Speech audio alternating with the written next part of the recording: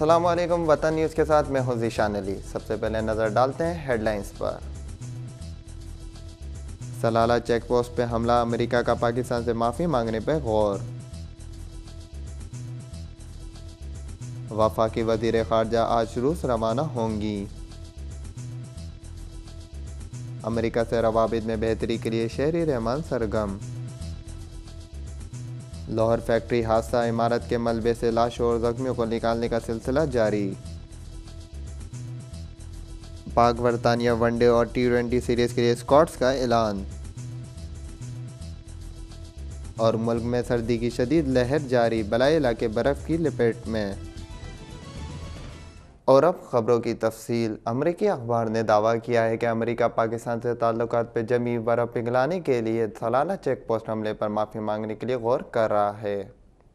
امریکی مرکزی کمانڈ کے سربراہ جنرل جیمز میٹس رواں ماہ پاکستان کا دورہ کریں گے۔ امریکی اخبار کی رپورٹ کے مطابق اس دورے کا مقصد دونوں ممالک کے تعلقات میں نیٹو حملے کے بعد سرد مہری کو ختم کرنا ہے۔ دوسری جانب امریکہ نیٹو حملے پر پاکستان سے معافی مانگنے پر بھی غور کر رہا ہے۔ جنرل میٹس دورہ پاکستان کے دوران پاکستانی فوج کے سربراہ جنرل اشفاق پرویز کیانی سے ملاقات کریں گے، جس میں نیٹو حملے کی تحقیقات اور افغان سرحد پر معلومات کے تبادلے کے طریقہ کار پر بات چیت ہوگی۔ امریکی اخبار نے دعویٰ کیا ہے کہ امریکی محکمہ خارجہ پاکستان سے سلالہ چیک پوسٹ پر حملے پر معافی مانگنے پر غور کر رہا ہے، جس کے بعد امید ہے کہ پاکستان سے روابط میں بہتری آئے گی۔ پاکستان کے وفاقی وزیر خارجہ ہنا ربانی آج سے روس کے 4 روزہ دورے پر روانہ ہو رہی ہیں۔ وزیر خارجہ ہنا ربانی 7 تا 10 فروری کو روس کا 4 روزہ دورہ کریں گی۔ دفتر خارجہ سے جاری کردہ تفصیلات کے مطابق اپنے دورے کے دوران وزیر خارجہ اپنے روسی ہم منصب، روسی ارکان پارلیمان اور اعلیٰ حکام سے ملاقاتیں کریں گی۔ ملاقات میں پاک روس تعلقات، توانائی، زراعت اور سائنس اور ٹیکنالوجی کے شعبے میں فروغ کے حوالے سے بات چیت ہوگی۔ امریکہ میں تعینات پاکستانی سفیر شہری رحمان نے کہا ہے کہ پارلیمانی کمیٹی کے جائزے کی بنیاد پر پاک امریکہ تعلقات کو نئے سرے سے استوار کیا جائے گا۔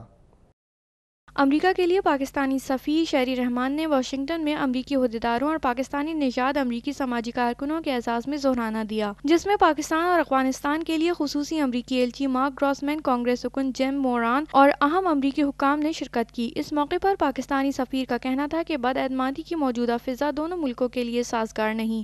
انہوں نے امید ظاہر کی کہ مستقبل میں دونوں ممالک باہمی اعتماد، احترام اور مشترکہ مفادات پر تعلقات استوار کریں گے۔ اس موقع پر امریکی ایلچی مارک گراسمین کا کہنا تھا کہ وہ پاک امریکہ تعلقات کے حوالے سے پاکستانی سفیر کے خیالات سے متفق ہیں۔ اوباما انتظامیہ پاک امریکہ تعلقات میں پیش رفت کے لیے پاکستانی سفیر سے مل کر کام کرے گی۔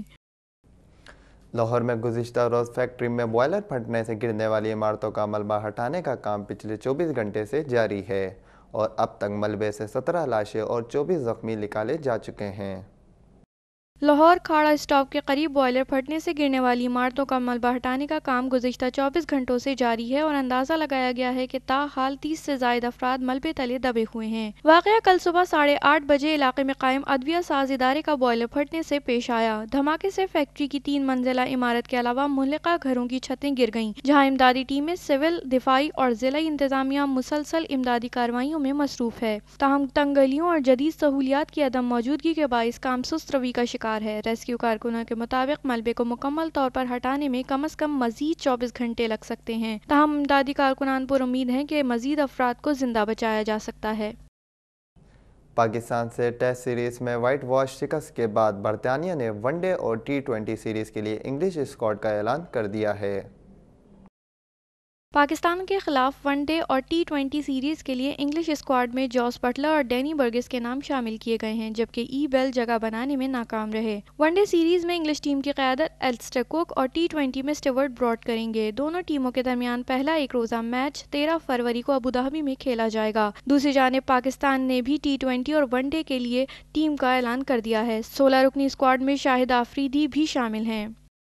ملک کے بالائی علاقے مسلسل شدید سردی کی لپیٹ میں ہیں، جس سے وہاں کاروبار زندگی مفلوج ہو گیا ہے۔ پاکستان کے بالائی علاقے بدستور سردی کی لپیٹ میں ہیں۔ گلگت بلتستان میں مطلع ابر آلود ہے، جبکہ مری میں موسم صاف ہونے کے بعد سردی کی شدت میں اضافہ ہو گیا ہے۔ دیہی علاقوں میں بجلی کی فراہمی معطل ہے اور رابطہ سڑکیں بند ہیں، جس سے خوراک اور ایندھن کی قلت پیدا ہو گئی ہے۔ اسکردو اور گانجے میں موسم ابر آلود ہے، تاہم مستور، ہزارہ، مالاکنڈ ڈویژن، جنوبی وزیرستان اور کرم ایجنسی میں برف باری کا سلسلہ تھم گیا ہے، لیکن شدید سردی کے باعث لائنوں میں پانی جم گیا ہے اور زندگی مفلوج ہے۔ یہ تھیں اب تک کی خبریں۔ مزید اپڈیٹس کے لیے دیکھتے رہیے وطن ٹی وی۔